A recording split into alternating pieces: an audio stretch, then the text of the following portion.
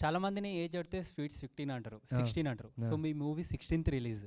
So నా questions కూడా 16 questions ఉన్నాయి. 16 ఓకే క్వశ్చన్స్ అంత ఓపిక నాతో మాట్లాడాలన్న. ఓకే ఎందుకంటే 9 years నుంచి వెయిట్ చేస్తున్నాను. వెళ్ళిపోతా అంటున్నాడు పాపం ఆయన. వాళ్ళ సంబంధాలు ఉంటే చాలు మనకి.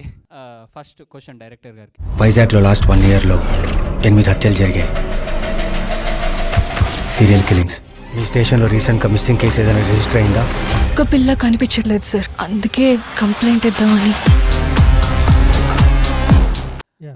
మీరు ప్రీవియస్ ఎవరితో వర్క్ చేశారా డైరెక్టర్ స్కిల్స్ రానికి?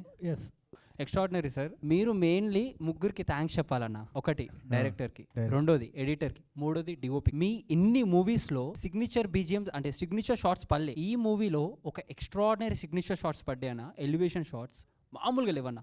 అది ఇందాక చెప్పాడు మా ఫ్రెండ్ అన్న, ఈ మూవీకి మీరు 100% స్టేట్మెంట్ ఇవ్వచ్చు అన్నట్టు.